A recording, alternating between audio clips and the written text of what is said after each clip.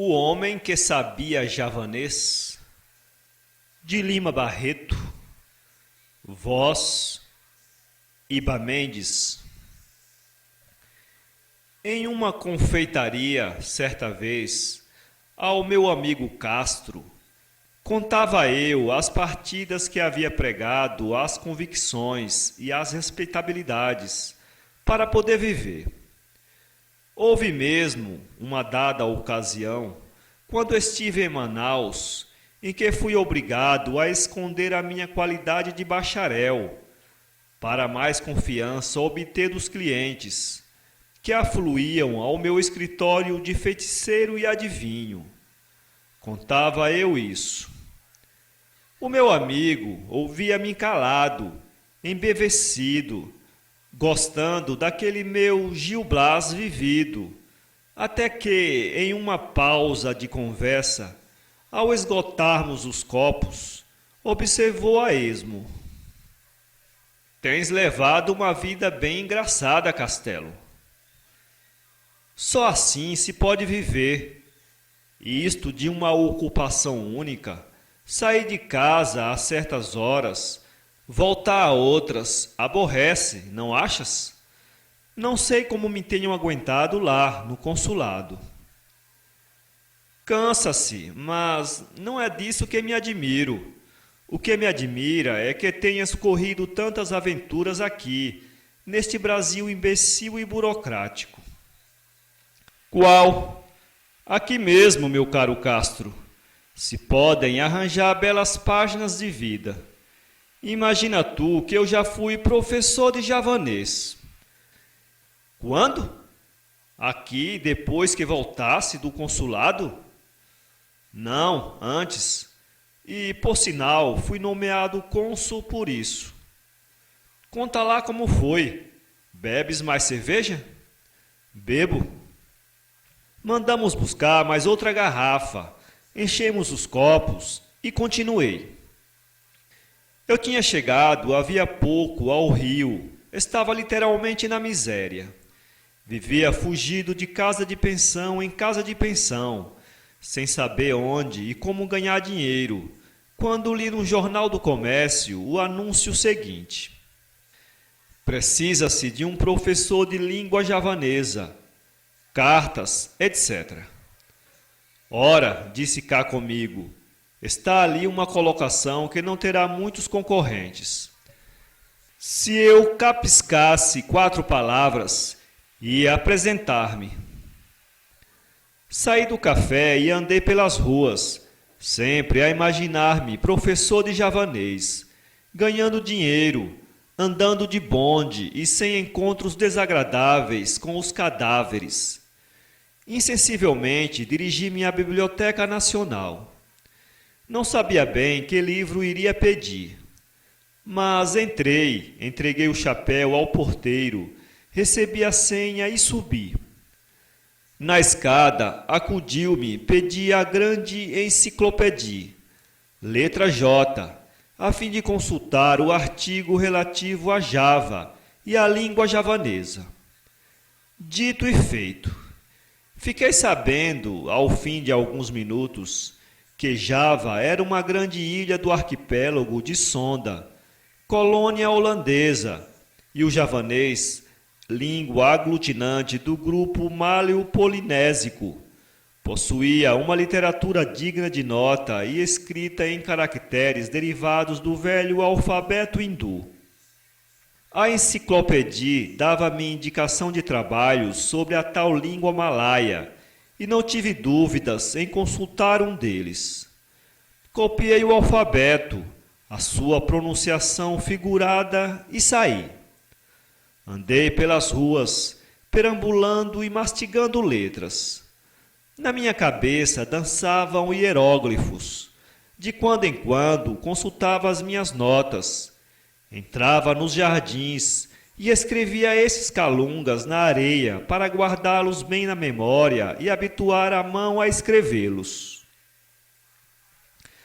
À noite, quando pude entrar em casa sem ser visto, para evitar indiscretas perguntas do encarregado, Ainda continuei no quarto a engolir o meu ABC malaio e, com tanto afinco, levei o propósito que, de manhã, o sabia perfeitamente.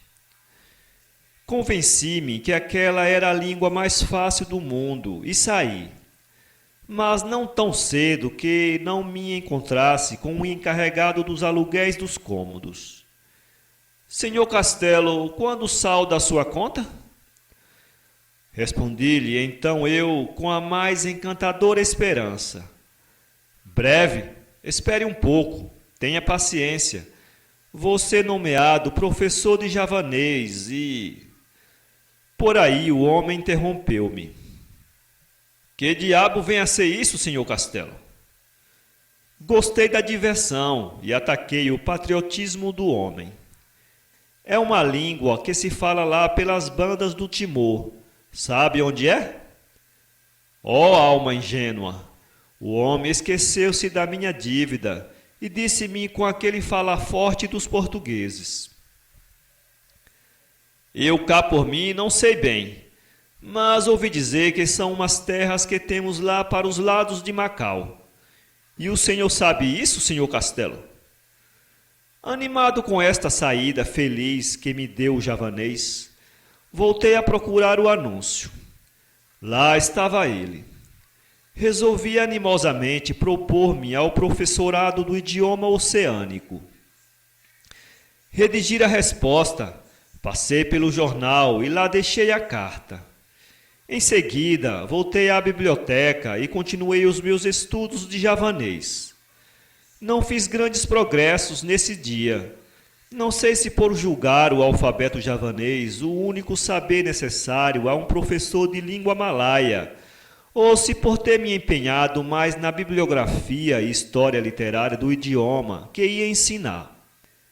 Ao cabo de 2 dias, recebia eu uma carta para ir falar ao Dr. Manuel Feliciano Soares Albernaz, barão de Jacuecanga, à rua Conde de Bonfim. Não me recordo bem que número. É preciso não te esqueceres que, entre mentes, continuei estudando o meu malaio, isto é, o tal javanês. Além do alfabeto, fiquei sabendo o nome de alguns autores. Também perguntar e responder como está o senhor? E 2 ou 3 regras de gramática, lastrado todo esse saber com 20 palavras do léxico. Não imaginas as grandes dificuldades com que lutei para arranjar os 400 réis da viagem. É mais fácil, podes ficar certo, aprender o javanês.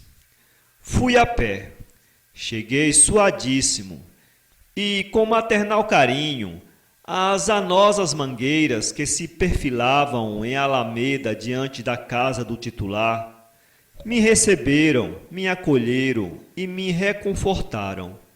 Em toda a minha vida, foi o único momento em que cheguei a sentir a simpatia da natureza. Era uma casa enorme que parecia estar deserta. Estava maltratada, mas não sei por que me veio pensar que nesse maltratamento havia mais desleixo e cansaço de viver que mesmo pobreza. Devia haver anos que não era pintada. As paredes descascavam e os beirais do telhado, daquelas telhas vidradas de outros tempos, estavam desguarnecidos aqui e ali, como dentaduras decadentes ou mal cuidadas. Olhei um pouco o jardim e vi a pujança vingativa com que a tiririca e o carrapicho tinham expulsado os tinhorões e as begônias. Os crotos continuavam, porém, a viver com a sua folhagem de cores mortiças. Bati. Custaram-me a abrir. Veio, por fim, um antigo preto africano, cujas barbas e cabelo de algodão davam à sua fisionomia uma aguda impressão de velhice, doçura e sofrimento. Na sala havia uma galeria de retratos. Arrogantes senhoras de barba em colar se perfilavam enquadrados em imensas molduras douradas, e doces perfis de senhoras em bandós, com grandes leques, pareciam querer subir aos ares, enfunadas pelos redondos vestidos a balão. Mas daquelas velhas coisas, sobre as quais a poeira punha mais antiguidade e respeito, a que gostei mais de ver foi um belo jarrão de porcelana da China ou da Índia, como se diz. Aquela pureza da louça, a sua fragilidade, a ingenuidade do desenho e aquele seu fosco brilho de luar diziam-me a mim que aquele objeto tinha sido feito por mãos de criança, a sonhar, para encanto dos olhos fadigados dos velhos desiludidos. Esperei um instante o dono da casa. Tardou um pouco, um tanto trôpego, com o lenço de alcobaça na mão, tomando veneravelmente o simonte de antanho, foi cheio de respeito que o vi chegar. Tive vontade de ir-me embora. Mesmo se não fosse ele o discípulo, era sempre um crime mistificar aquele ancião, cuja velhice trazia à tona do meu pensamento alguma coisa de augusto, de sagrado. Hesitei, mas fiquei. Eu sou, avancei, o professor de javanês que o senhor disse precisar. Sente-se, respondeu-me o velho. O senhor é daqui, do Rio? Não, sou de Canavieiras. Como? Fez ele. Fale um pouco alto, que sou surdo. Sou de Canavieiras, na Bahia, insisti eu. Onde fez os seus estudos? Em São Salvador. Em onde aprendeu javanês? Indagou ele, com aquela teimosia peculiar aos velhos. Não contava com essa pergunta, mas imediatamente arquitetei uma mentira. Contei-lhe que meu pai era javanês. Tripulante de um navio mercante, viera ter a Bahia, estabelecera-se nas proximidades de Canavieiras como pescador, casara, prosperara e fora com ele que aprendi javanês. E ele acreditou? E o físico? Perguntou meu amigo, que até então me ouvira calado. Não sou, objetei, lá muito diferente de um javanês. Estes meus cabelos corridos, duros e grossos, e a minha pele basanê pode dar-me muito bem o aspecto de um mestiço de malaio. Tu sabes bem que, entre nós, há de tudo. Índios, malaios, taitianos, malgaches, guanches, até godos. É uma comparsaria de raças e tipos de fazer inveja ao mundo inteiro. Bem, fez o meu amigo, continua. O velho, emendei eu, ouviu-me atentamente, considerou demoradamente o meu físico, pareceu que me julgava de fato filho de malaio e perguntou-me com doçura: então está disposto a ensinar-me javanês? A resposta saiu-me sem querer. Pois não. O senhor há de ficar admirado, aduziu o barão de Jacuecanga, que eu, nesta idade, ainda queira aprender qualquer coisa, mas não tenho que admirar. Tem-se visto exemplos e exemplos muito fecundos. O que eu quero, meu caro senhor? Castelo, adiantei eu. O que eu quero, meu caro senhor Castelo, é cumprir um juramento de família. Não sei se o senhor sabe que eu sou neto do conselheiro Albernaz, aquele que acompanhou Pedro I quando abdicou. Voltando de Londres, trouxe para aqui um livro em língua esquisita, a que tinha grande estimação. Fora um hindu ou siamês que lhe dera, em Londres, em agradecimento a não sei que serviço prestado por meu avô. Ao morrer meu avô, chamou meu pai e lhe disse: Filho, tenho este livro aqui, escrito em javanês. Disse-me que modeu que ele evita desgraças e traz felicidades para quem o tem. Eu não sei nada ao certo. Em todo caso, guarda-o. Mas se queres que o fado que me deitou o sábio oriental se cumpra, faze com que teu filho o entenda, para que sempre a nossa raça seja feliz. Meu pai, continuou o velho barão, não acreditou muito na história. Contudo, guardou o livro. Às portas da morte, ele modeu e disse-me o que prometera ao pai. Em começo, pouco caso fiz da história do livro. Deitei-o a um canto e fabriquei minha vida. Cheguei até a esquecer-me dele, mas de uns tempos a esta parte, tenho passado por tanto desgosto, tantas desgraças têm caído sobre a minha velhice, que me lembrei do talismã da família. Tenho que o ler, que o compreender, se não quero que os meus últimos dias anunciem o desastre da minha posteridade. E, para entendê-lo, é claro, que preciso entender o javanês. Eis aí. Calou-se e notei que os olhos do velho se tinham orvalhado. Enxugou discretamente os olhos e perguntou-me se queria ver o tal livro. Respondi-lhe que sim. Chamou o criado, deu-lhe as instruções e explicou-me que perdera todos os filhos, sobrinhos, só lhe restando uma filha casada, cuja prole, porém, estava reduzida a um filho, débil de corpo e de saúde frágil e oscilante. Veio o livro. Era um velho calhamaço, um enquarto antigo, encadernado em couro, impresso em grandes letras, em um papel amarelado e grosso.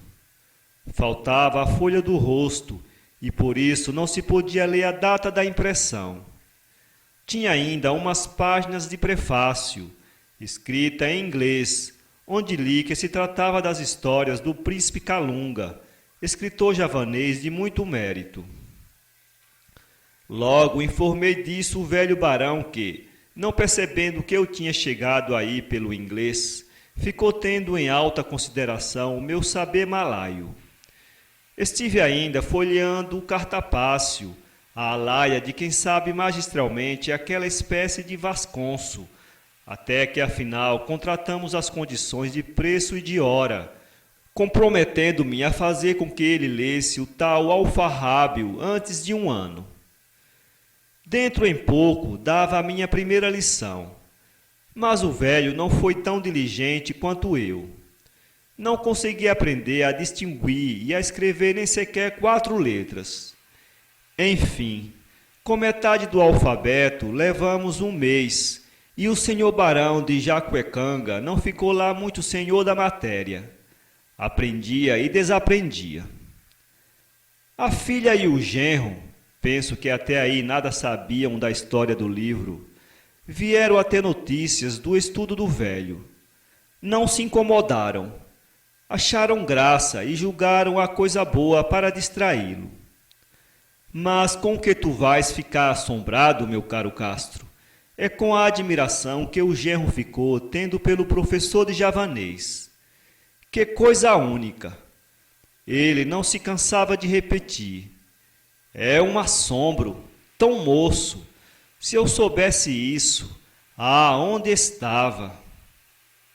O marido de Dona Maria da Glória, assim se chamava a filha do barão, era desembargador, homem relacionado e poderoso, mas não se pejava em mostrar diante de todo o mundo a sua admiração pelo meu javanês. Por outro lado, o barão estava contentíssimo. Ao fim de 2 meses, desistira da aprendizagem e pedira-me que lhe traduzisse, um dia sim, outro não, um trecho do livro encantado. Bastava entendê-lo, disse-me ele.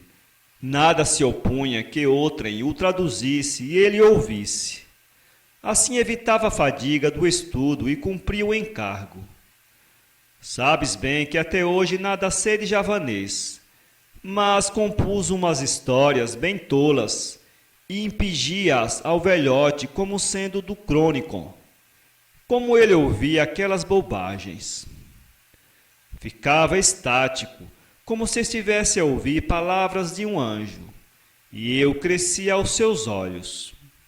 Fez-me morar em sua casa, enchia-me de presentes, aumentava-me o ordenado, passava, enfim, uma vida regalada. Contribuiu muito para isso o fato de vir ele a receber uma herança de um seu parente esquecido que vivia em Portugal. O bom velho atribuiu a coisa ao meu javanês, e eu estive quase a crê-lo também. Fui perdendo os remorsos, mas em todo caso, sempre tive medo que me aparecesse pela frente alguém que soubesse o tal patuá malaio. E esse meu temor foi grande, quando o doce barão me mandou com uma carta ao Visconde de Caruru para que me fizesse entrar na diplomacia. Fiz-lhe todas as objeções, a minha fealdade, a falta de elegância, o meu aspecto tagalo. Qual? Retrucava ele. Vá, menino, você sabe javanês. Fui. Mandou-me o Visconde para a Secretaria dos Estrangeiros, com diversas recomendações. Foi um sucesso. O diretor chamou os chefes de seção. Vejam só, um homem que sabe javanês, que portento! Os chefes de seção levaram-me aos oficiais e amanuenses, e houve um destes que me olhou mais com ódio do que com inveja ou admiração. E todos diziam, então sabe javanês? É difícil? Não há quem o saiba aqui. O tal amanuense, que me olhou com ódio, acudiu então. É verdade, mas eu sei Kanak. O senhor sabe? Disse-lhe que não, e fui à presença do ministro. A alta autoridade levantou-se, pôs as mãos às cadeiras, consertou o piscinês no nariz e perguntou, então, sabe javanês? Respondi-lhe que sim. E à sua pergunta, onde o tinha aprendido, contei-lhe a história do tal pai javanês. Bem, disse-me o ministro, o senhor não deve ir para a diplomacia. O seu físico não se presta. O bom seria um consulado na Ásia ou Oceania. Por ora não há vaga, mas vou fazer uma reforma e o senhor entrará. De hoje em diante, porém, fica adido ao meu ministério e quero que, para o ano, parta para Bali, onde vai representar o Brasil num congresso de linguística. Estude, leia o Rovelac, o Max Miller e outros.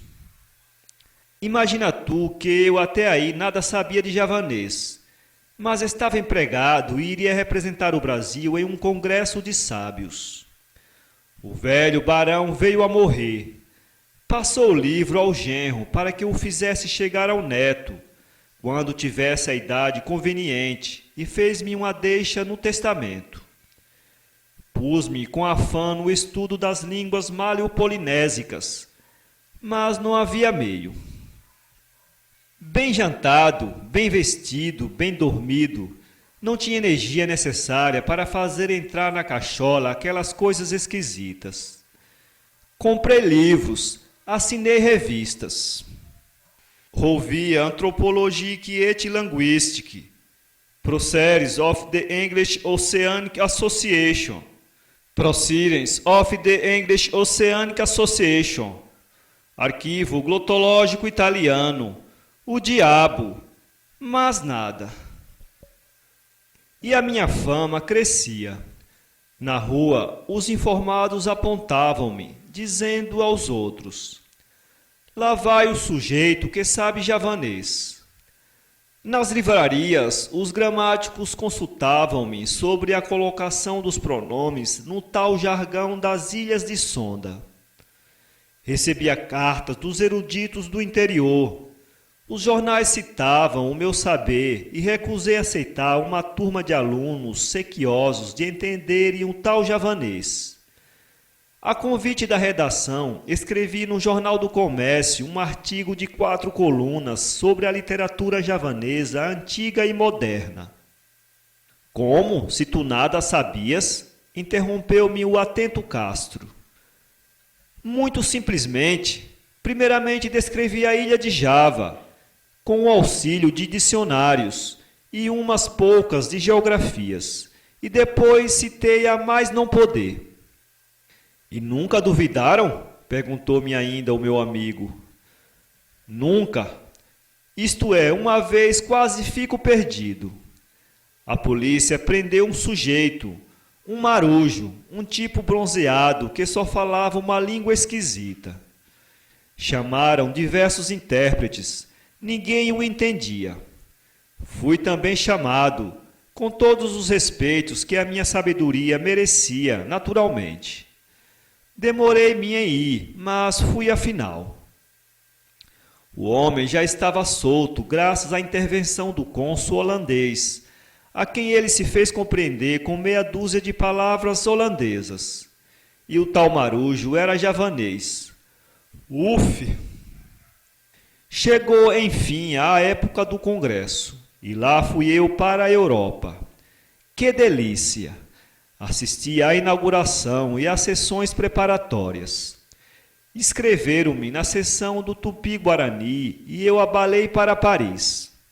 Antes, porém, fiz publicar no Mensageiro de Bali o meu retrato, notas biográficas e bibliográficas. Quando voltei, o presidente pediu-me desculpas por me ter dado aquela sessão. Não conhecia os meus trabalhos e julgara que, por ser eu americano brasileiro, me estava naturalmente indicada a sessão do Tupi-Guarani. Aceitei as explicações e até hoje ainda não pude escrever as minhas obras sobre o javanês, para lhe mandar, conforme prometi. Acabado o congresso, fiz publicar extratos do artigo do Mensageiro de Bali, em Berlim, em Turim e Paris, onde os leitores de minhas obras me ofereceram um banquete, presidido pelo senador Gouraud.